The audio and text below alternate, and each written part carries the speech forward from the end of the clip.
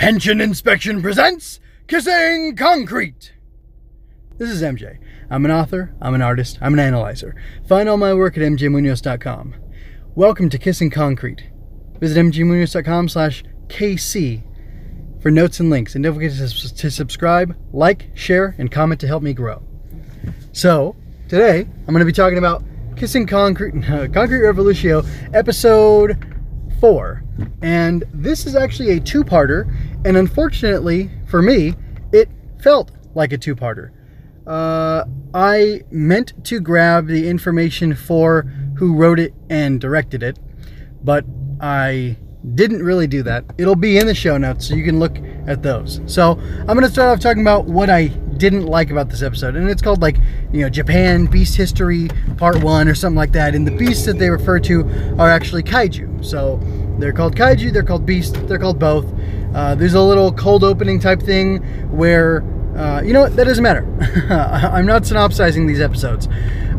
Something that I didn't like is that it felt a little bit like a two-parter. It felt like there were unresolved things that were going to be addressed later on.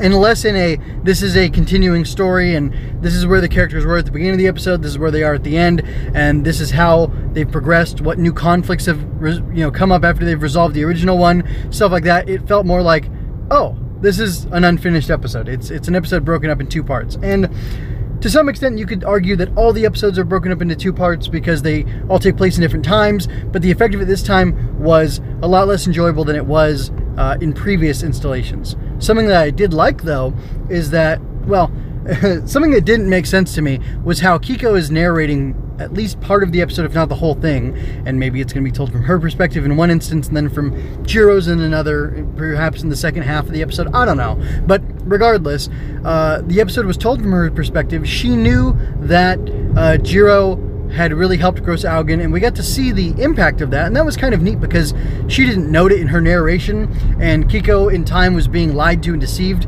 by Jiro.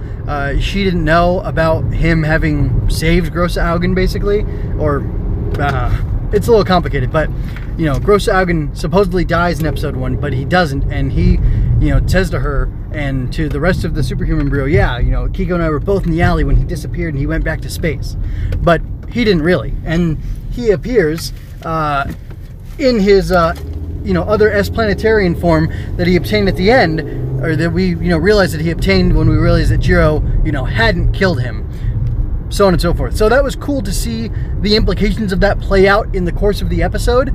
And it was also neat to know that Jiro's the one who named Grosse Augen. And it was funny, I think Jaguar Hakase, or Mr. Jaguar, whatever, he's like, oh, that means, or maybe it was Emmy, which I thought was weird because she's a yokai, but maybe she knows multiple languages because that means large eyes in German. And he's like, yeah, and he's got a big one on his chest, which is funny because I was like, hey, Grosse Augen means large eyes, and he actually has a giant eye on his chest. Yeah, But that's kind of cool. I don't know, it's neat, it's fun.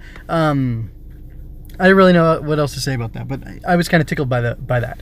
Let me see. We got introduced to, this was cool. We got introduced to 1, 2, 3, 4, 5, 6, 7, or 8, maybe even 9, you could call it Kaiju, in this episode, which was pretty cool because we just saw them for brief moments, but, they were cool enough in seeing them. And then we also got introduced to multiple superheroes. There was three unnamed ones, maybe on the side of the Americans, I'm not sure, I'm confused by that.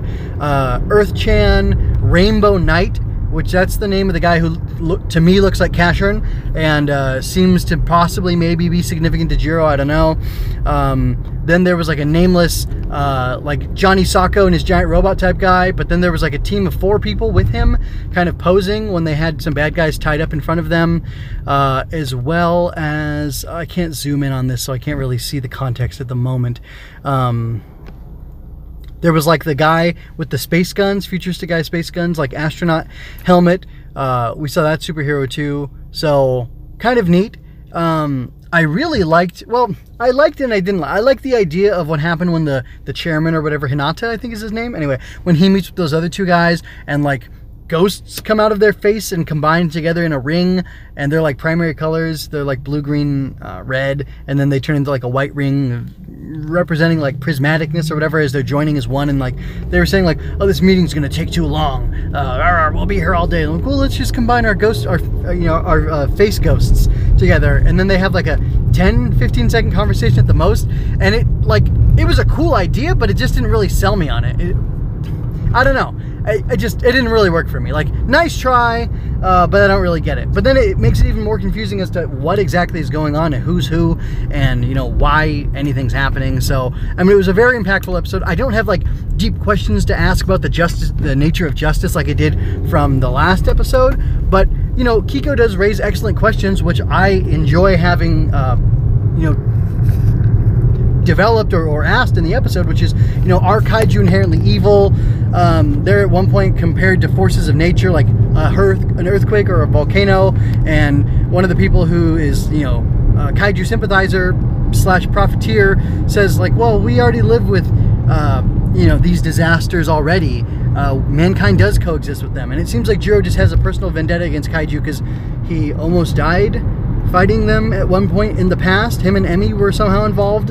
I hope that gets cleared up in the second half of this episode, but I don't know.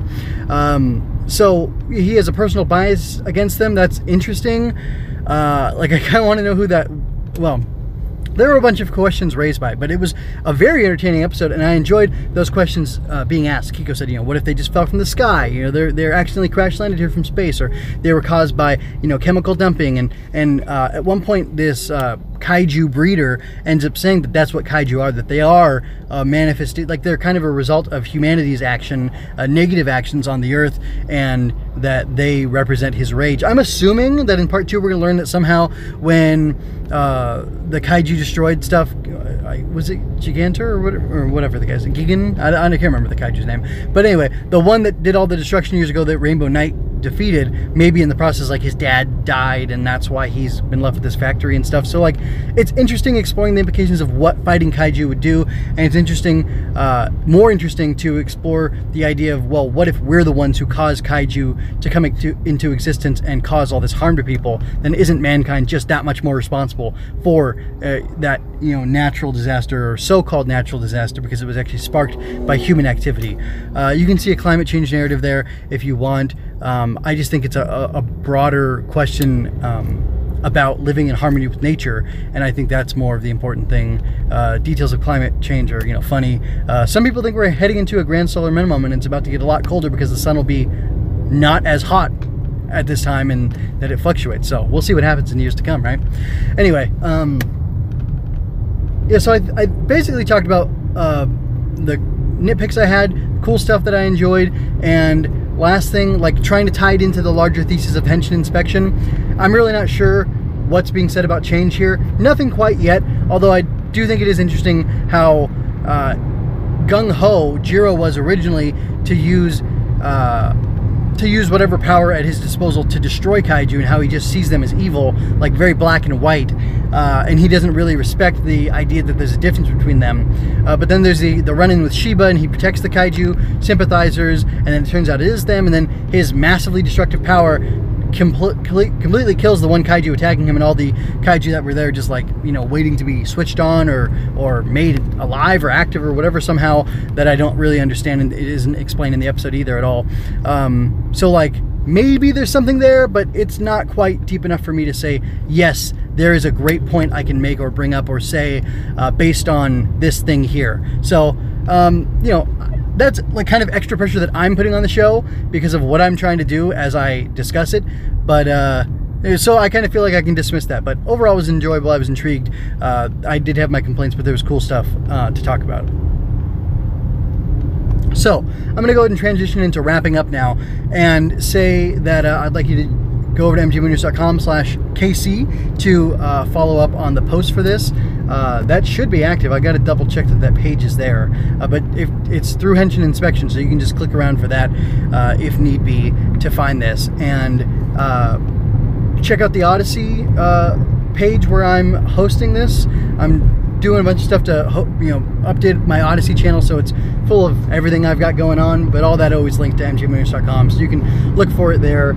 And I think that's about it. That's all I'm going to say for now.